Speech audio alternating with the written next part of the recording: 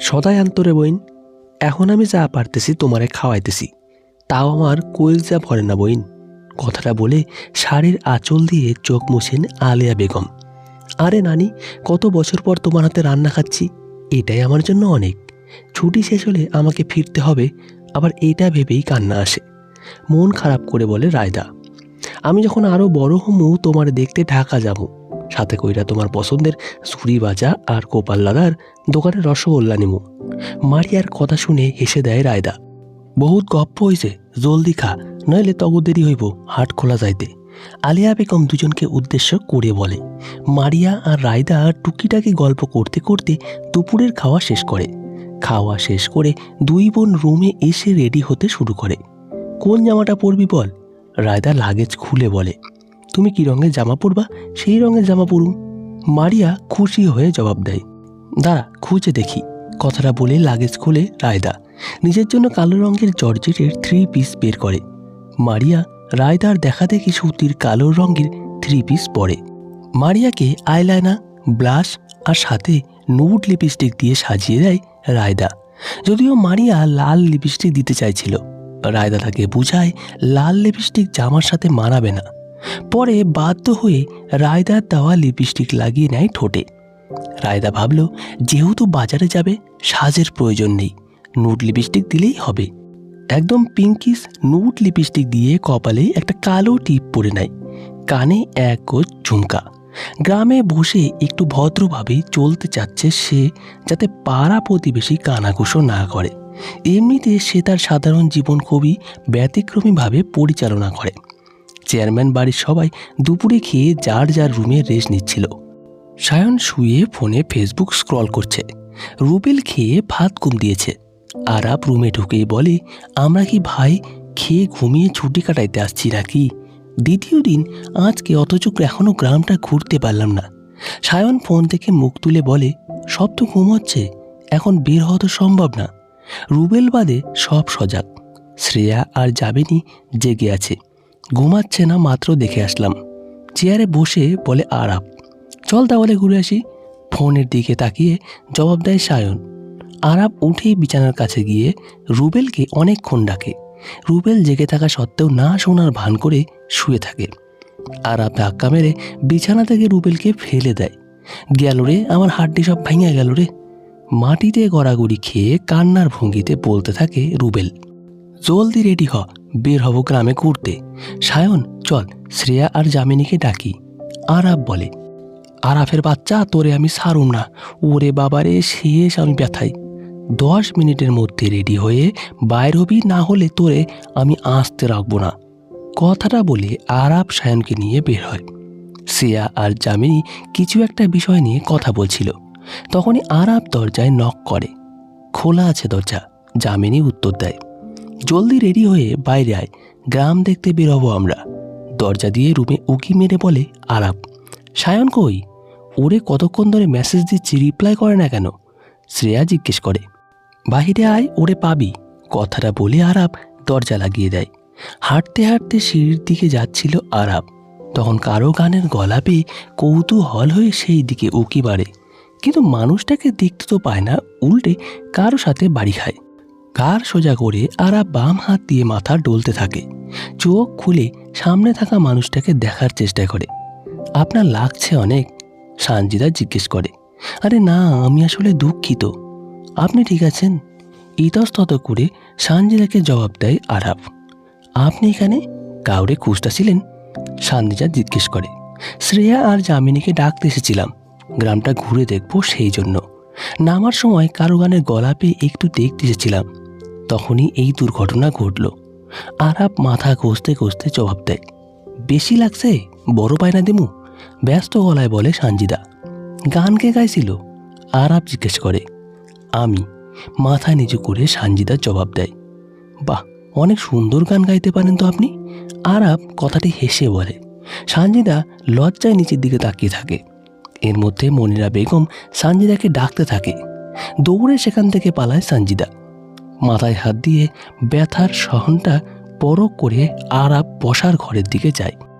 আরাপ বসার ঘরে গিয়ে দেখে মহিউদ্দিনের সাথে সায়ন আর রুবেল আড্ডা দিচ্ছে। সাথে মহিউদ্দিনের বড় ছেলে জাহিদও আছে। আজকে সকালে হোস্টেল থেকে ছুটি নিয়ে এসেছে সায়নদের সাথে বেড়াতে। আরে আরাব, কই আসিলা? তোমাকেই খুঁজতেছিলাম। মহিউদ্দিন হেসে জিজ্ঞেস করে। এই তো মামা, রুমে ছিলাম। আরাব জোর করে হাসি দিয়ে বলে। তোমরা নাকি গ্রাম দেখতে বের হতে যাচ্ছ? মহিউদ্দিন জিজ্ঞেস করে। হ্যাঁ মামা, আজকে সজলও আছে। সায়ন জবাব দেয়। যাও তোমরা, আমার কোনো সমস্যা নেই। মহিউদ্দিন জবাব দেয়। শিমু আর সানজিদাকেও নিয়ে নেই সাথে, ওরা একা বাসায় মন খারাপ করবে। আরাব বলে, মামা না করো না, পোলাপান মানুষ, চলুক আমাদের সাথে। সায়ন বলে, ঠিক আছে যাও, কিন্তু সাবধানে। মহিউদ্দিন কথাটি বলে শিমুকে ডেকে বলে রেডি হয়ে আসতে। স্বার্থের হাতটা ঠিক করতে করতে বসার ঘরে রুবেল আসে। কিন্তু যাবোটা কই? রুবেল জিজ্ঞেস করে। আজকে বাজারে হাট বসেছে, তোমরা চাইলে ঘুরতে যেতে পারো। অনেক রকম জিনিসপত্র বিক্রি হয় হাটে। জাহিদ জবাব দেয়। যেহেতু বিকেল হয়ে গেছে, হাটে যাওয়াই যায়। আরাব ঘড়ির দিকে তাকিয়ে বলে, আমরা রেডি, চল বের হই। জামিনী বলে, দাঁড়া, বাকিরা আসুক। আরাব জবাব দেয়, সবাই তো আছি, আর কে? জামিনী এদিক ওদিক তাকিয়ে জিজ্ঞেস করে। আসলেই দেখতে পাবি। মিনিট 10 পর শিমু আর সানজিদা আসে। আরাব সানজিদার দিকে তাকালে দেখে আগে থেকেই সানজিদা তাকিয়ে আছে।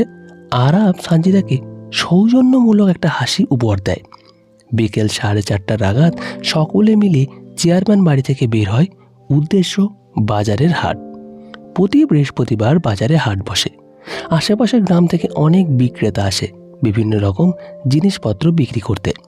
খাবার থেকে শুরু করে সকল ধরনের জিনিস বিক্রেতারা নিয়ে আসে বিক্রি করতে। বিক্রেতাদের পাশাপাশি শত শত ক্রেতাও আসে এই বিশাল বাজারের হাটে।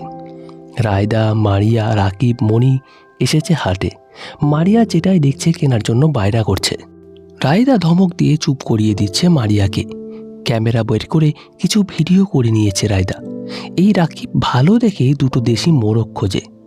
রায়দা রাকিবকে বলে, আরে আপা, এখনই খুঁজে দিতেছি, আমি থাকতে আপনার কোনো চিন্তাই নেই।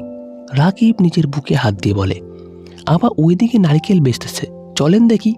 মণি রায়দার বাহু ধরে বলে, চল কিছু নারিকেল কিনে নেই, নানুকে বলবো পিঠা বানাতে। রায়দা হেসে বলে, আপা আমি রাকিবের লগে মোরগ কিনবার যাই, ও একা দাম করলে ঠইকে যাব। মারিয়া হাসি মুখে বলে, বাজারের মধ্যে তামাশা করলে চটকানা লাগাবো তোকে। রায়দা মারিয়ার দিকে ইশারা করে বলে, না আপা, আমি ভদ্র মাইয়ার মতন থাকুম সত্যি। কথাটি মারিয়া নিজের ডান গালে ডান হাত দিয়ে বলে। রায়দা মারিয়ার মাথায় ঘোমটা দিয়ে তারপর যেতে অনুমতি দেয়। মারিয়া খুশি হয়ে রাকিবের সাথে মুরগি কিনতে যায়। হাঁটতে হাঁটতে আমি শেষ। ক্লান্ত ভঙ্গিতে কথাটা বলে মাঝ রাস্তায় বসে পড়ে শ্রেয়া। আরে চলে আসছি, ওই যে বাজার। জাহিদ উত্তর দেয়। আমিও আর পারতেছি না হাঁটতে, পা ব্যথা করতেছে। জামিনী বলে, খুরুম পড়লে হাঁটবি কেমনে? এটা কি শহর নাকি যে 10 ইঞ্চি খুরুম পরে আরামসে হাঁটতে পারবি? রুবেল বিরক্ত হয়ে জবাব দেয়, অশিক্ষিত আমার হিলকে খুরুম বললে তোর এই হিল দিয়ে পিঠাবো। রেগে জবাব দেয় শ্রেয়া, তোর আয় আসতে ধীরে, আমরা এগোতে থাকি। সায়ন বলে, সায়ন আমাকে রেখে চলে যাবি? কাঁদো কাঁদো মুখে করে বলে শ্রেয়া, তুই আমার গার্লফ্রেন্ড নাকি তোর জন্য অপেক্ষা করব? রুবেল, তুই ওদের নিয়ে আয়, আমরা গেলাম। কথাটা বলে সায়ন হাঁটা শুরু করে। আরে আমাকে ফাঁসাস কেন ভাই, একটু মায়া দেওয়া নাই তোর? রুবেল সায়নকে বলে, ভাই আপনি যান, আমি ওনাদের নিয়ে আসতেছি। জাহিদ এসে রুবেলকে বলে, থ্যাংক ইউ ভাই, তুমি আমার আসল ভাই, টুকু বন্ধু। কথাটা বলে দাঁত বের করে হাসি দিয়ে সায়নদের পিছন পিছন দৌড় দেয় রুবেল। কিরে জাহিদকে ফাঁসায় আসলি? রুবেলকে বলে আরাব। হরে ভাই, শ্রেয়ার পাল্লায় পড়লে আর আশা লাগতো না আমার। রুবেল হাসি দেয় কথাটা বলে। বাজারে ঢুকে সকলের চোখ বড় হয়ে যায়। এতকাল নানি দাদির কাছে গল্প শুনতাম, আজকে গ্রামের হাট দেখেও নিতাছি। এত মানুষ? রুবেল অবাক হয়ে বলে। আশেপাশে গ্রামের থেকে ক্রেতা বিক্রেতা আইছে, তাই এত মানুষ। সানজিদা জবাব দেয়। সায়ন, আরাব, রুবেল, সানজিদা, শিমু ঘুরে ঘুরে জিনিসপত্র দেখছিল। এর মধ্যে সায়ন অনেক কিছু কিনে ফেলেছে। জাহিদ এখনও শ্রেয়া জামিনীকে নিয়ে আসেনি, তাই রুবেল সেগুলো বহন করছে। সায়নের ফোনে কল আসলে সায়ন রিসিভ করে, কিন্তু এত মানুষের ভিড়ে কথা স্পষ্ট শুনতে না পেরে সেখান থেকে সরে একটু সাইডে গিয়ে কথা বলতে থাকে। তখন মানুষের ধাক্কা থেকে বাঁচতে পিছনে ঘুরতে নিলে একটা মেয়ের সাথে ধাক্কা খায়। এই আপনি চোখকে দেখেন না, থাম্বার মতো লম্বু হইছেন, চক্ষু দুইটা কি বাসায় তুই আইছেন? এই মেয়ে, কার সাথে কিভাবে কথা বলতে হয় বাবা মা শেখায়নি? অভদ্র পোলাপান। কানে ফোন রেখে জবাব দেয় সায়ন। মেয়েটা কথাগুলো জামায় পরা আইসক্রিম চাটতে চাটতে বলছিল, কিন্তু যখন সায়ন কথাগুলো বলে তখন সে অবাক চোখে সায়নের দিকে তাকিয়ে থাকে। এত সুন্দর পুরুষ সে কখনোই দেখেনি। সামনে থাকা পুরুষটাকে তার রাজপুত্র মনে হচ্ছে। মেয়েটার ধ্যান ভাঙে সায়নের তুড়িতে। এই মেয়ে, কানে শুনতে পাও না তুমি? যত সব। কথাটা বলে সায়নে ফোনে কথা বলায় ব্যস্ত হয়ে যায়। ভ্যাংচি মেরে স্থান ত্যাগ করে মেয়েটা। রাকিব কিছু দূর গিয়ে মারিয়াকে পাশে না পেয়ে পিছনে তাকায়। তখন দেখে মারিয়া একটা দোকানে দাঁড়িয়ে আছে। দৌড়ে গিয়ে মারিয়াকে টেনে রায়দার কাছে নিয়ে যায়। আরাব অনেকক্ষণ সায়নকে না দেখতে পেয়ে বাকিদের সেখানে রেখে সামনে এগোতে থাকে। কিছু দূর যাওয়ার পর একটা চুড়ির দোকান চোখে পড়ে। মধ্যবয়স্ক এক মহিলা হরেক রকম চুড়ি সাজিয়ে বসে আছে। আরাপের চোখ আটকায় চুড়ির দোকানের সামনে বসা সেই তরুণীর দিকে, যার মাথায় আঁত ঘোমটা দেওয়া। কালো রঙের রেশমি চুড়িগুলো দোকানি মহিলা একে একে মেয়েটার হাতে পরাচ্ছে, আর মেয়েটা মহিলাকে কিছু বলছে আর হাসছে। ইস, চুড়িগুলোর কি ভাগ্য তোমায় ছুঁয়েছে মায়াবিনী। কথাটা বলে চোখ বন্ধ করে ফেলে আরাপ।